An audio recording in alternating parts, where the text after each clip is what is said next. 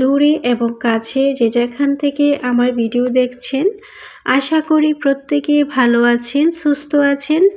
আলহামদুলিল্লাহ, মহান আল্লাহ তাআলার অশেষ রহমতে আমিও ভালো আছি।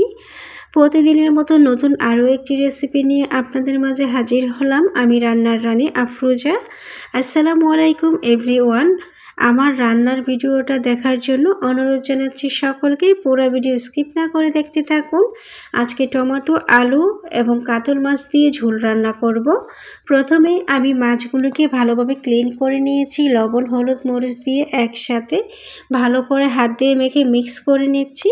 মিক্স করা হয়ে গেলে আমি চুলার মধ্যে চলে যাব। একটি প্যান বসিয়ে দিলাম।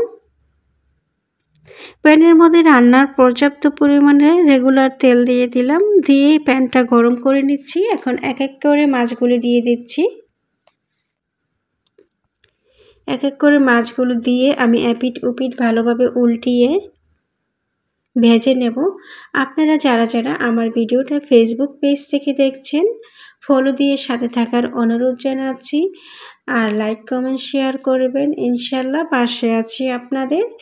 আর যারা যারা আমার ভিডিওটা ইউটিউব থেকে দেখছেন, আপনারা আমার চ্যানেলটাকে সাবস্ক্রাইব করে দেবেন এবং নতুন নতুন রান্নার রেসিপি পাওয়ার জন্য পাশে থাকা বেল আইকনে টিপ দিয়ে ওকে করে দেবেন।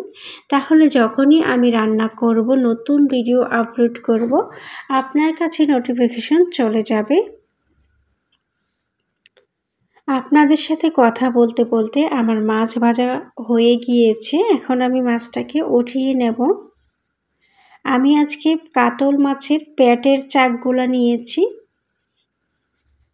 পেটের চাকগুলা আলাদা করে রেখেছি, যে এগুলা একদিনে রান্না করব। পিঠের চাকগুলো আলাদা রেখেছি।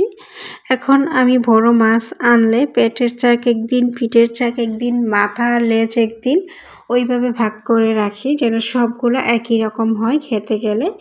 মাছ ভাজাটা হয়ে গেলে আমি উঠিয়ে নিলাম প্যান। এখন চুলার মধ্যে কড়াই বসিয়ে দিলাম। পরিমাণ মতো রান্নার রেগুলার তেল দিয়ে দিলাম পেঁয়াজ কুচি। এখন সাথে দিয়ে দেব আমি মাঝারি সাইজের 2টা আলু নিয়েছি। আর আমি আলু এখন সব তরকারিতেই দেওয়ার চেষ্টা করি, কারণ আমার ছোট বাচ্চা আছে। একটু আলু দিলে তাদেরকে ভাত খাওয়াইতে সুবিধা হয়। ভাত মাখিয়ে দিলে ভাতটা একটু নরম হয়। তো যাই হোক, একটু লবণ তারপর হলুদ দিয়ে আমি আলু এবং পেঁয়াজ একসাথে ভালো করে ভেজে নিচ্ছি। ভাজা হয়ে গেলে আমি এখন দিয়ে দিলাম টমেটো। এখানে 2টা বড় সাইজের টমেটো আছে। টমেটো বললেও ভুল, ডায়মন্ড, কারণ এটার দাম অনেক বেশি, তো ডায়মন্ডের মতনই। তো যাই হোক, এখন আমি কাঁচামরিচ দিয়ে দিলাম আর একটু রসুন বাটা দিয়েছিলাম আধা চামচ পরিমাণ, ওই ভিডিওটা করতে ভুলে গিয়েছিলাম।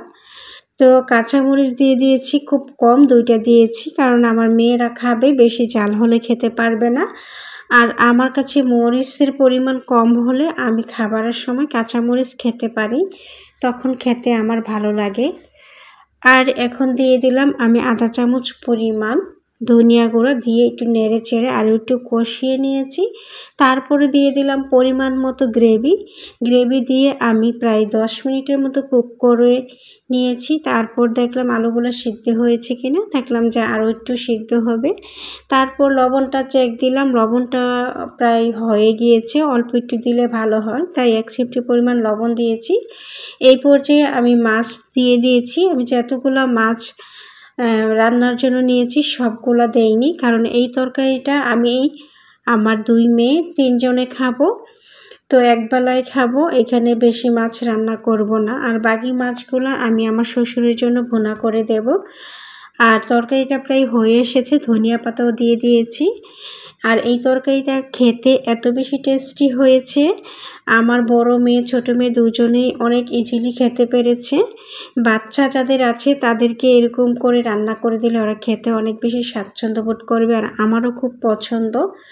মশলা খুব কম দিয়েছি, লাল মরিচ তো দেই নাই, তেলের পরিমাণও কম দিয়েছি, স্বাস্থ্যের জন্য খুবই ভালো। তো আমার রান্নাটা কেমন হলো বন্ধুরা, কমেন্টস করে অবশ্যই জানাবেন। আপনাদের কমেন্টস আমাকে উৎসাহিত করে, যদিও আমি নতুন ইউজার। প্রত্যেকের জন্য অফুরন্ত ভালোবাসা।